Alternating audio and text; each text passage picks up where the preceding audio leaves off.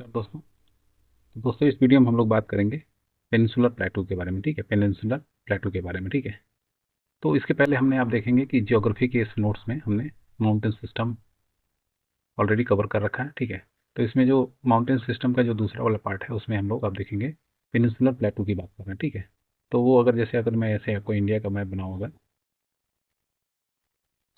तो इसमें देखेंगे यहाँ पे आपका माउंटेनियस सिस्टम था, हिमालय सिस्टम था, और ये वाला हिस्सा है जो ये इसको जो है हम लोग ये वाला हिस्से को हम लोग पेनिनसुला बोलते हैं। ठीक है, पेनिनसुला किस लिए बोलते हैं? क्योंकि ये तीन साइड समुद्र से घिरा होता है। ठीक है, और आइलैंड जो रहता है वो चारों तरफ से समुद्र से घिरा रहता है। ठीक है, तो पेनिनसुला प्लाटू में आप देखेंगे कि ये किस चीज़ का बना होता है, यहाँ के जो मटेरियल होते हैं, जो सॉइल होता है वो किस चीज़ का बना होता है। तो ये देखेंगे आप, ओल्ड जो लाइन है, जो इंडिया का पेनिनसुला प्लाटू है, पैनक्रियाटिक है और मेटामॉर्फिक है।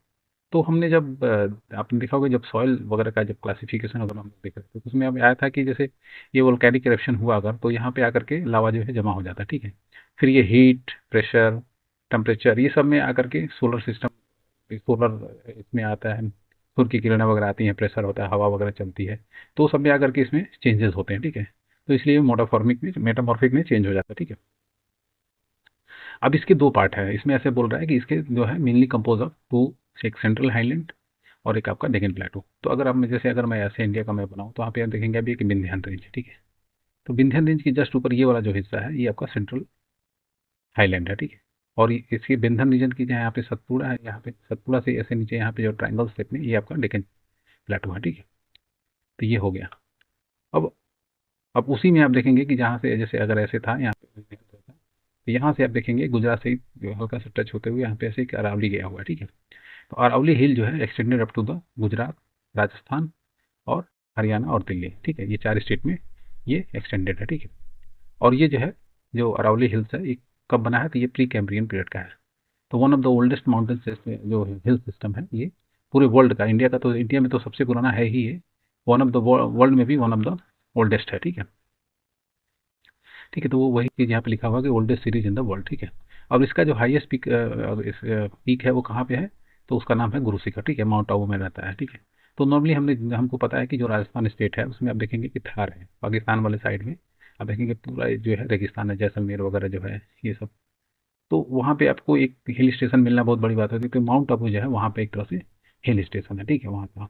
ठीक है, और बनास रिवर जो है उसी में एक बनास रिवर है, वो जो है खामनोर हिल्स जो है वहाँ के ईस्टर्न पार्ट से, ईस्टर्न पार्ट ऑफ द, तो अगर ऐसे है आपका तो ईस्टर्न पार्ट से यहाँ से बनास निकलती है। ठीक है, और लूनी रिवर जो है ये वेस्टर्न स्लोप से निकलती है, और ये जो है यहाँ से निकलते हुए ये जाकर के रैन ऑफ कच्छ में जाकर के खत्म हो जाती है। ठीक है, डिसअपियर हो जाती है।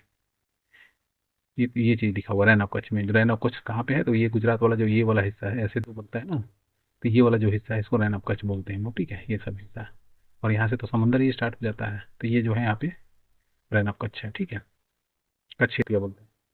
और द प्लेटू ऑफ मालवा, जब इसी की हम लोग बात करते हैं इसी को सेंट्रल हाईलैंड बोलते हैं। ठीक है, central highland located state of Madhya Pradesh, Chhattisgarh. ठीक है, तो मध्य प्रदेश और छत्तीसगढ़ पहले एक ही पार्ट था तो इसलिए जो है वो एक पड़ता है। ठीक है, और चंबल और बेतवा रिवर जो है ये मालवा प्लाटू से निकलता है। ठीक है, तो मोहो करके एक जगह है, मोहो, वहां से आप देखेंगे ये मालवा प्लाटू का है। ठीक है, मालवा प्लाटू का, मालवा प्लाटू में एक सेंट्रल हाईलैंड का मतलब होता है कि ऐसे जो है एक ऐसा पीक वीक जैसा कुछ नहीं रहेगा, समुद्र में पहाड़ जैसा कुछ नहीं रहेगा, एक सिंपल सेंट्रल हाईलैंड रहेगा, थोड़ा सा हाईलैंड रहेगा इस टाइप से।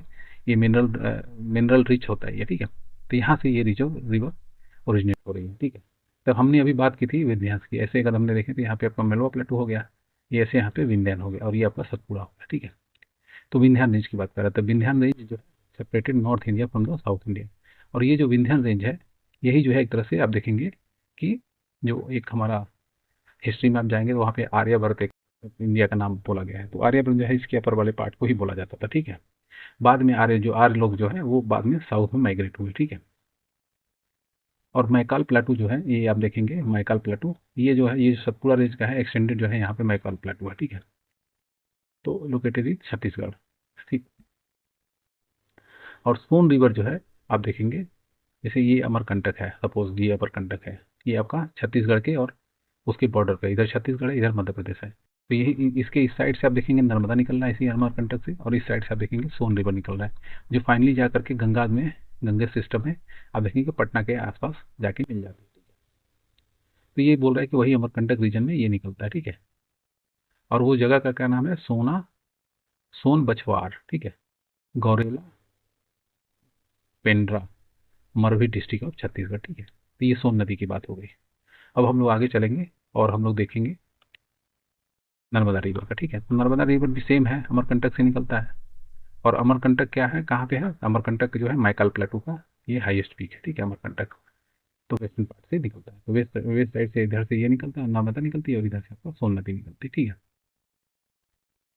और फिर यहाँ पे आप छोटा नागपुर प्लेटू की बात कर लेते हैं। तो ऐसे अगर हम देखेंगे तो यहाँ से आप ऐसे विंध्यास जा रहा था, ये सतपुड़ा था, यहाँ पे डेक्कन डेक्कन प्लेटू है, यहाँ पे आपका मलवा प्लेटू है। तो यहाँ पे समवेयर झारखंड वाला जो एरिया है, यहाँ पे आपको मिलेगा छोटा नागपुर प्लेटू। और इसको जो है रूर ऑफ द इंडिया बोला जाता है। इसलिए बोला जाता है, रूर कहाँ का जगह है, रूर आप जब ज्योग्राफी वर्ल्ड ज्योग्राफी पढ़े तो हमने देखा बताया था कि जर्मनी में जो कोल क्षेत्र है, कोल एरिया है, वहाँ पे उसको रूर बोला जाता है, ठीक है, रूर।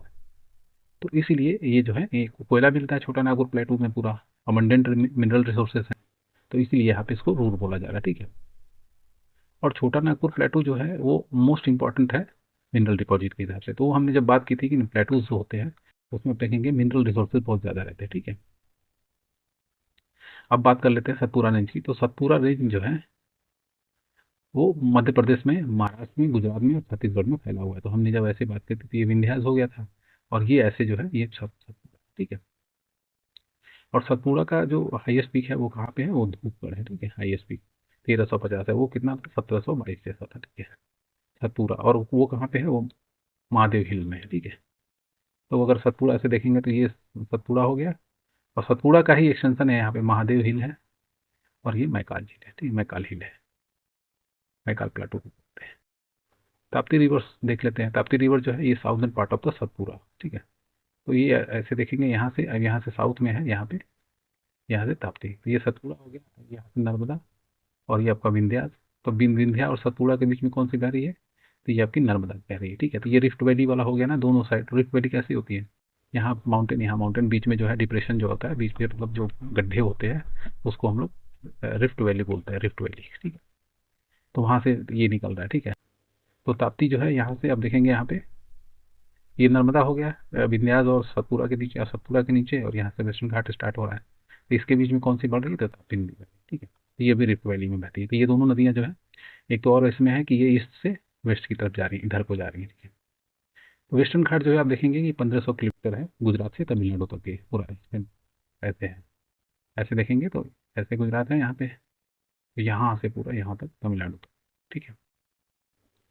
और पैरेलली ये किसके है, तो अरब सागर के है, ठीक है। इसीलिए इसको वेस्टर्न कोस्ट, वेस्टर्न घाट बोला जाता है, ठीक है। और length of the river found from the mouth of the Tapti north to the Kanyakumari south, ठीक है। तो इसका जो है, जहाँ पे ताप्ती गिर रही है यहाँ पे ऐसे, यहाँ से आप देखेंगे कि ये वेस्टर्न घाट स्टार्ट हो जा रहा है, और ये फाइनली तमिलनाडु में जाके खत्म, कार्डमम हिल बोलते हैं, ठीक है। जो लास्ट पार्ट है तमिलनाडु का उसको कार्डमम हिल बोलते हैं, ठीक है। और ये ऐसे आकर के जहाँ ईस्टर्न घाट में आकर के वेस्टर्न घाट मिलता है, इसको नीलगिरी बोलते हैं। नीलगिरी के बाद अन्नामलाई, अन्नामलाई के बाद ये ऐसे आपका कार्डमम हिल, ठीक है। The origin of river Narmada is north of Satpura. मैंने बताया था ये सतपुड़ा है, यहाँ पे नॉर्थ में है ये आपका नर्मदा है, और नीचे जो है आपकी ताप्ती है, ठीक है। तो वेस्टर्न घाट जो है उसको आप देखेंगे कि सह्याद्री बोला जाता है, ठीक है। वेस्टर्न घाट को मेनली महाराष्ट्र के अंदर आप देखेंगे इसको सह्याद्री बोला जाता है, ठीक है। तो कॉमनली भी अगर पूछेगा तो आप इसको बोल सकते हैं कि सह्याद्री, ठीक है। 16 डिग्री नॉर्थ। अब यहाँ पे हमने जब इंडिया का एक्सटेंशन देखा था तो 8 डिग्री से यहाँ पे लगभग ये 23 डिग्री ट्रॉपिक ऑफ कैंसर जा रहा है, सॉरी, हाँ, ट्रॉपिक ऑफ कैंसर जा रहा है 23.5 डिग्री पे। तो सब में यहाँ पे आएगा आपका 16 है, ठीक है। यहाँ पे 16 हम लोग पकड़ लेते हैं, ठीक है। 16 नॉर्थ लैटिट्यूड की बात कर रहा, 16 degree north, base on the structural feature divided. अब यहाँ से जो है इधर जो है, इधर और इधर दो जगह, दो भाग में बांटा जाता है, ठीक है। तो ऊपर वाले को नॉर्थ और नीचे वाले को साउथ। तो ये आपको ये वैल्यू याद रखनी है, 16 वाला, ठीक है। ये 16 डिग्री जो है ये इसका साउथ, नॉर्थ और साउथ का आपका डिवीजन है, ठीक है। और इसमें आप हाईएस्ट में आप देखेंगे कि जो नॉर्थन सह्याद्री है, इसका जो है पीक क्या है, इसका नाम है आपका 1646 मीटर, ठीक है। और जो साउदर्न है उसका नाम है तो उसका जो हाईएस्ट पीक है उसका नाम है कुंद्रेमुख, और ये 1892 है, ठीक है। अब डेक्कन प्लेटू जो है हमने जब बात करी थी तो ऐसे था, तो हमारा डेक्कन प्लेटू जो है ये इधर से वेस्टर्न घाट, इधर से ईस्टर्न घाट और इसके बीच में है, नीचे जो है कर्नाटक प्लेटू है, इसके बीच में आपका स्थित है। तो ये अक्रॉस देखेंगे कहाँ कहाँ तक फैला हुआ है, तो ये आपका मध्य प्रदेश और महाराष्ट्र के अंदर फैला हुआ है, थोड़ा बहुत तेलंगाना वाला भी पार्ट इसमें आता है, ठीक है। The Deccan प्लेटू is form by the volcanic, volcano की हमने बात करी थी ना, जब स्टार्टिंग करी थी पेनिनसुलर प्लेटू की, तो हमने बताया था ना कि वोल्केनो से आकर के जो बेसल्ट था वो आकर के ऊपर जमा हो गया, ठीक है। तो ईस्टर्न पार्ट जो डेक्कन प्लेटू का है, eastern part of the Deccan प्लेटू is called Vidarbha, ठीक है, विदर्भा। अब जैसे महाराष्ट्र हम ऐसे देखेंगे, महाराष्ट्र का कुछ नहीं ऐसे कुछ बनता है ऐसे, तो ठीक है, ये वाला जो पार्ट है, ये वाला आप देखेंगे ये विदर्भा बोलते हैं, ठीक है, विदर्भ। ये बहुत ड्रॉट प्रोन एरिया है, ठीक है, ड्रॉट, क्योंकि नदी वदी यहाँ पे है नहीं, और यहाँ पे ऐसे वेस्टर्न घाट है, यहाँ से ऐसे, तो वेस्टर्न घाट जो है इस साइड में तो बारिश होती है इधर, क्योंकि अरेबियन यहाँ से जो है सी ब्रिज वगैरह उठा करके यहाँ बारिश तो करती है, लेकिन इस साइड जो है ये रेन साइड वो एरिया बनता है, ठीक है। तो यहाँ पे आकर के हल्की फुल्की यहाँ भी बारिश होती है, लेकिन यहाँ तक जाते जाते कोई बारिश नहीं होती, तो इसीलिए ड्रॉट प्रोन एरिया होता है विदर्भा, ठीक है। तो ये इसका ईस्टर्न पार्ट हो गया। अब ये डेक्कन प्लेटू है, अगर इसको ऐसे, तो ये ईस्टर्न पार्ट हो, ये हो गया। और इसमें आप देखेंगे जो बेसाल्टिक रॉक था, जो ऐसे ऊपर आया वोल्केनिक इरप्शन के बाद, तो ये मेनली यहाँ पे देखेंगे ब्लैक सॉइल आपको मिलेगा, ठीक है, पूरे, जिसको कॉटन रिच सॉइल भी बोला जाता है, यहाँ पे कॉटन जबरदस्त होता है। आप देखेंगे पूरा आपका महाराष्ट्र जो है वो कॉटन के लिए जाना जाता है, ठीक है। और इसको रेग्यूर सॉइल भी बोला जाता है, ब्लैक सॉइल को रेग्यूर सॉइल बोला जाता है, ठीक है। और the cave of the Ajanta, अब अजंता जो है यहाँ पे देखेंगे कि जो डेक्कन प्लेटू है इसमें मेनली महाराष्ट्र वाला जो पोर्शन है उसमें आप देखेंगे औरंगाबाद डिस्ट्रिक्ट में आपको अजंता, केव ऑफ अजंता आपको मिल जाएगा, ठीक है। और हम लोग बात कर लेते हैं कि बालाघाट, हरिश्चंद्र और सतमाला रेंजेस जो है ये आपका महाराष्ट्र के अंदर, तो आप ऐसे ऐसे देखेंगे, अगर ऐसे हम लोग अगर बात कर लें तो ये ऐसे वेस्टर्न घाट आ रहा है, ठीक है। तो इसमें आप देखेंगे कि ये सतपुड़ा था ऐसे, तो इस तरह से छोटे छोटे जो है इसकी एक्सटेंशन आपको मिलेंगे, जिसमें आपको बालाघाट है, हरिश्चंद्र है और सतमाला रेंजेस आपको मिल जाएंगे इस तरह से छोटे छोटे, ठीक है। ये आपको याद रखना है। अब धारवाड़ की बात कर लेते हैं। धारवाड़, अब जैसे यहाँ पे जो धारवाड़ है, यहाँ पे आप देखेंगे ये वाला टिप जो है कर्नाटक प्लेटू, ये आपका कर्नाटक के अंदर है, ठीक है, धारवाड़ प्लेटू का वो पार्ट है, ठीक है। तो कर्नाटक प्लेटू भी आप बोल सकते हैं। The hill of the Baba Budan, ठीक है, Baba Budan hill station of Brahmagiri, Brahmagiri जो है आप देखेंगे कावेरी का यहाँ पे ओरिजिनेशन होता है, ठीक है, कावेरी नदी का। तो ये दोनों आप देखेंगे धारवाड़ प्लेटू में है, ठीक है, एकदम यहाँ पे एकदम टिप में, यहाँ पे आप देखेंगे कि नीलगिरी भी है, इसके यहाँ से बात से नीलगिरी स्टार्ट हो जा रही है, और यहाँ पे इस साइड में केरला है, इस साइड में तमिलनाडु है, और यहाँ पे आपका ऊपर में आपका कर्नाटका है, ठीक है, ये ट्राई जंक्शन टाइप का है। तो यहाँ तक हमने देख लिया, हम लोग आगे चलेंगे।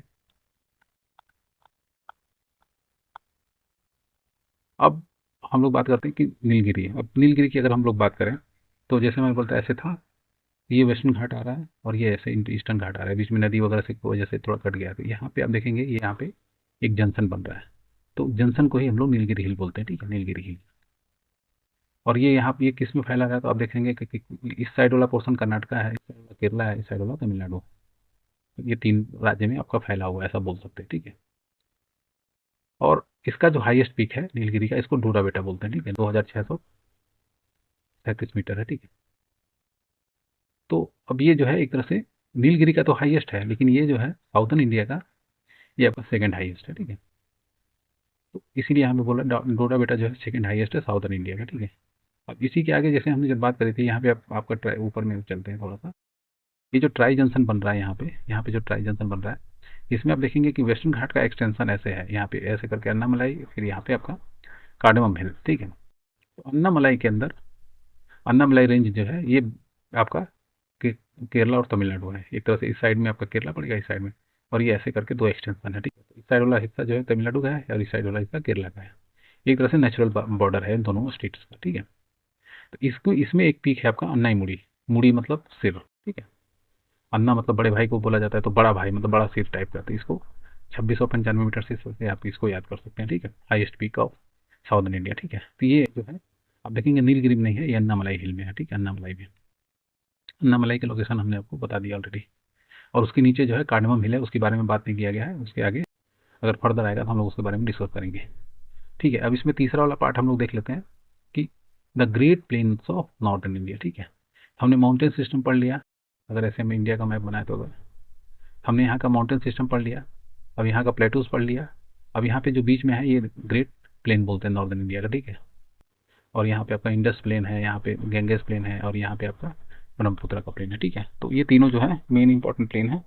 और ये वाला हिस्सा जो है आप देखेंगे सबसे ज़्यादा सॉइल में जो है सबसे ज़्यादा ये कंट्रीब्यूट करता है हमारे देश में। ठीक है, तो हम लोग बात करते हैं कि the great plain of northern India also known as Indus Ganges और ब्रह्मपुत्र प्लेन्स। ठीक है, तो हमने बात की थी इंडस गैंजेस रिवर सिस्टम के बारे में। वहाँ पे जो है नदियों के पास जो है नदी ऐसे जा रही है, इसके इस साइड में से जब प्लेन एरिया जो बनते हैं इसमें सॉइल वगैरह आते हैं, जब बाढ़ आती है तो सॉइल वगैरह आके जमा हो जाते हैं। ठीक है, तो इसकी बोल रहा है द वास्ट प्लेन, बहुत बहुत वास्ट है।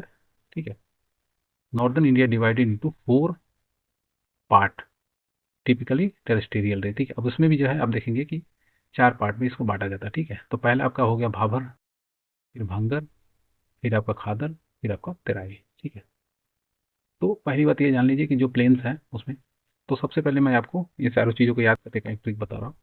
सबसे पहले हम लोग खादर को याद करेंगे। ठीक है, खादर को, खादर क्या होता है कि ये मान लीजिए नदी आई ऐसे। ठीक है, इसका कोर्स है। ठीक है, यहाँ से ये नदी बहती है। अब अगर मान लीजिए बारिश वारिश होता तो ये इधर फ्लड होगा इस साइड में ऐसे, और इधर भी फ्लड होगा। ठीक है, ये वाला हिस्सा जो है ये ऐसे करके ये भर जाएगा। ठीक है, वापस जब ये अगर बरसात का सीजन चला जाएगा तो यहाँ पे जो है जो मिट्टी रहेगी वो नहीं रहेगी, नहीं हो जाएगी। क्या क्या हो जाएगी? नई मिट्टी।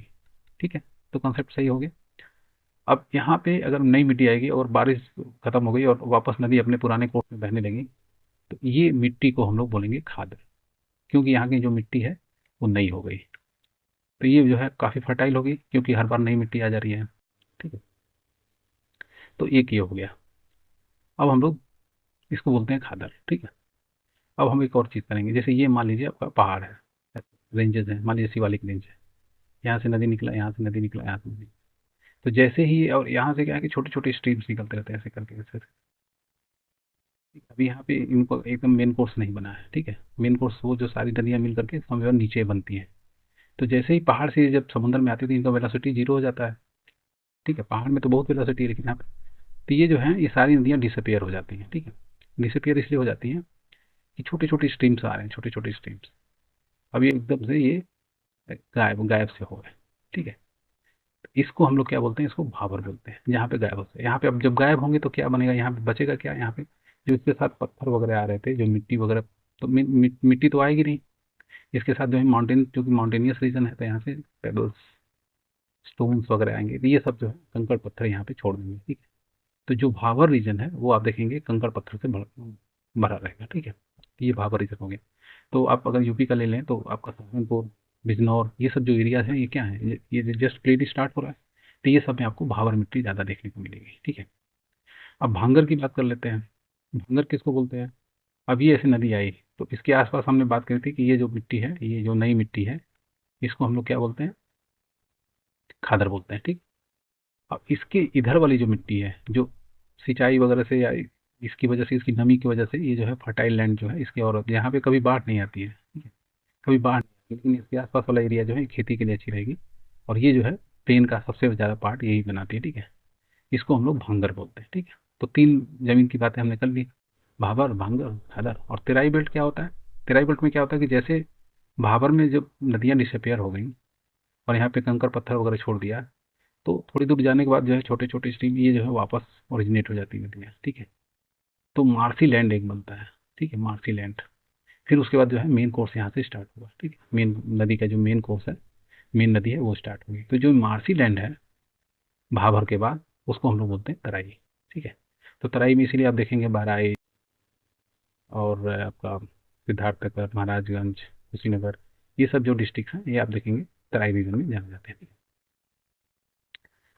तो ये हमने चारों समझ लिया। अब उसी की बात यहाँ पे नीचे में किया हुआ है। ठीक है, तो उसको हम लोग थोड़ा थोड़ा समझने को, आपको समझ में आ गया होगा, तो इसको हम लोग अब जल्दी से देखते हुए आगे बढ़ेंगे। ठीक है,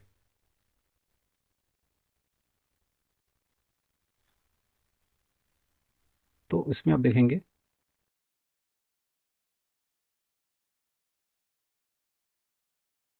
कि जो भाबर रीजन है, वो भाबर रीजन कहाँ पे था? तो वो जहाँ पे नदियाँ जो है एकदम से गायब हो जाती है। ठीक है, ये फुट हिल्स होते हैं। ठीक है, तो foot hills of the Shivalik. ठीक है, इसमें पेबल्स, स्टोन्स, जो है अबंडेंट मास बन जाएगा, पानी छोड़ देगा और इसके साथ जो कंकड़ पत्थर आ रहा था पहाड़ों से वो जो है यहाँ पे रुक जाएगा, ठीक है। और इसकी जो है पोरोसिटी काफ़ी ज़्यादा रहती है, ठीक है। Porosity is the unique feature, ठीक है। नदियाँ यहाँ पे गायब हो गई हैं, ठीक है, ड्यू टू द पोरोसिटी। अब यहाँ पे पोरोसिटी की वजह से जो है सारी नदियाँ गायब हो गई, ठीक है। अब ये कहाँ पे रिसर्फेस होंगी, ये होंगी आपका तराई रीजन में, ठीक है। तराई रीजन में वापस रिसर्फेस होंगे और मार्सी लैंड एक बनाएंगे। मार्सी लैंड मतलब एक नमी वाला एरिया। फिर वहाँ से उसके डाउन स्ट्रीम में फिर क्या होगा, आपका मेन नदी जो है स्टार्ट होगी। फिर भांगर की बात कर लेते हैं। भांगर की हमने बात करी थी कि ये मेन कोर्स है, इसके साइड वाला एरिया खादर है, इसकी अपर साइड वाला एरिया जो है ये आपका भांगर है, ठीक है। Bhangar are the higher region of the plain, ठीक है, हायर रीजन है, वहाँ पे जो है फ्लड वाटर कभी नहीं पहुँचता, ठीक है। और ये जो है ओल्ड एलुवियल से, ओल्ड एलुवियल है, ये जो ये न्यू एलुवियल है जिसको खादर बोल रहे हैं, और ये जो है पुराना एलुवियल है, ठीक है।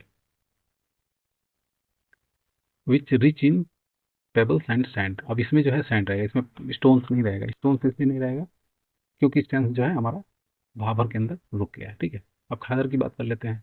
खादर रीजन में वही फ्लडी रीजन है जो न्यू एलुवियल सॉइल से बनता है। न्यू एलुवियल सॉइल है फ्लडिंग ऑफ द रिवर, ठीक है। और ये जो है काफ़ी फर्टाइल होता है, इसको न्यू एलुवियल भी बोलते हैं, ठीक है। फ्लड प्लेन बोलते हैं, न्यू एलुवियल बोलते हैं, खादर बोलते हैं। खादर आप देखेंगे लोकल लैंग्वेज है, ठीक है। और गंगे और ब्रह्मपुत्र, गंगेज और ब्रह्मपुत्र में खादर जो है ये मेन डेल्टा एक रीजन होता है, ठीक है। तराई की बात कर लेते हैं। तराई की भी हमने ऑलरेडी बात कर ली थी। ह्यूमिडिटी जो है यहाँ पे बहुत हाई रहता है तराई रीजन का, ड्यू टू द तराई पे मार्सी एरियाज, ठीक है, मार्सी एरिया होते हैं।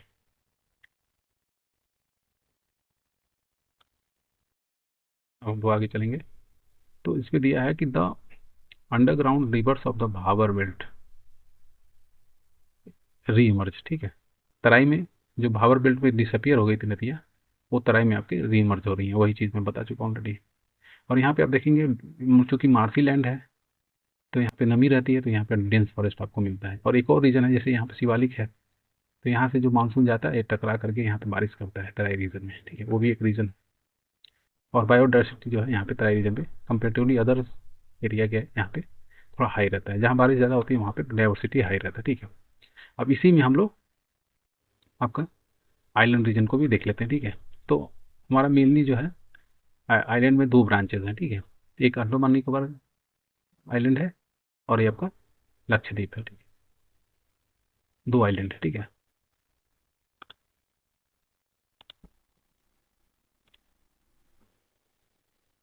तो दोस्तों हमारा जो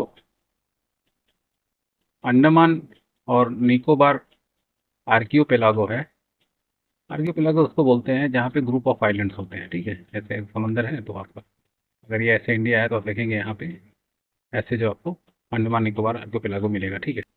उसमें कितने हैं टोटल, टोटल 572 आइलैंड है, ठीक है। और जिसमें से 550 आइलैंड जो है वो अंडमान ग्रुप में आते हैं और जो 22 हैं वो निकोबार में आते हैं, ठीक है, निकोबार में। तो और वहाँ पे आप देखेंगे कि सैडल पीक जो है, सैडल पीक वो वहाँ का हाईएस्ट पीक है जिसकी ऊंचाई जो है 732 मीटर है, ठीक है।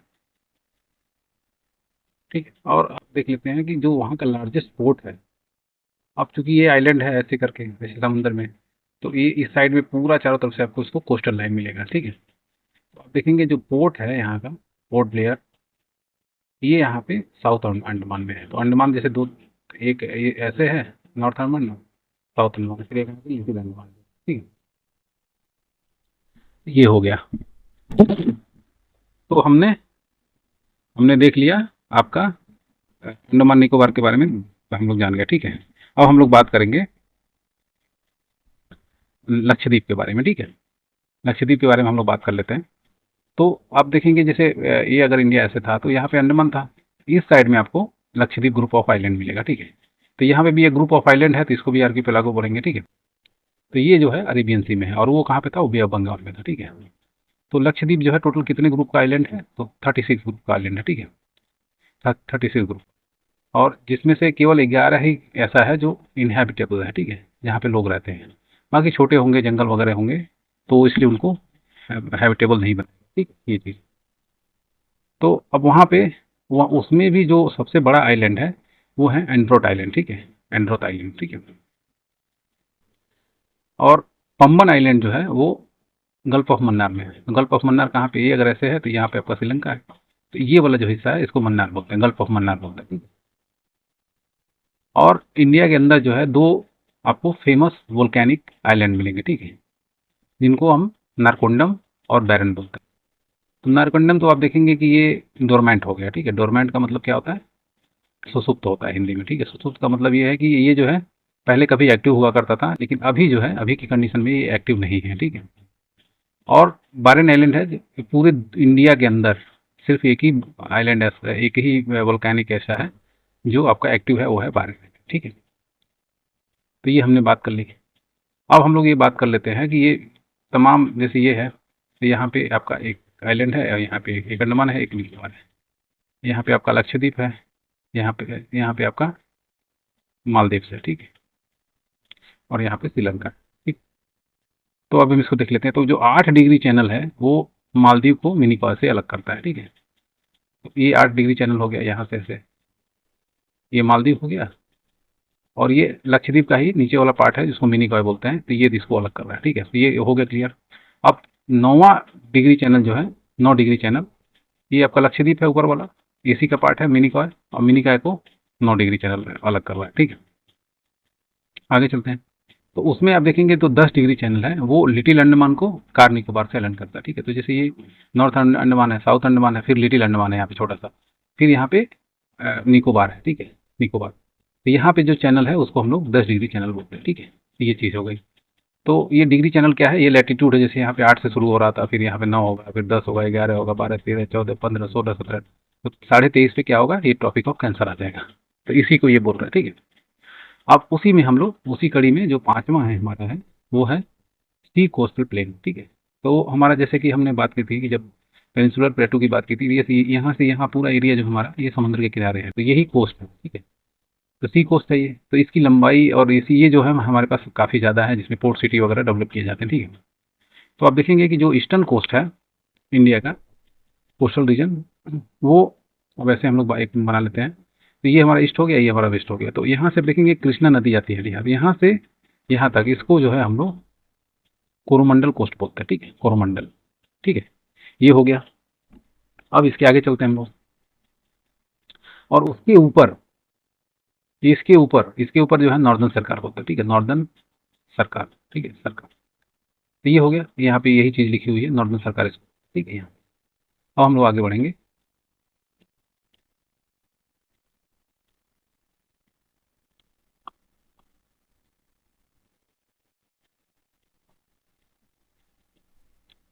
तो इसमें आप देखेंगे कि पारादीप, अब ऐसे हम लोग बात करते हैं, ऐसे बना लेते हैं।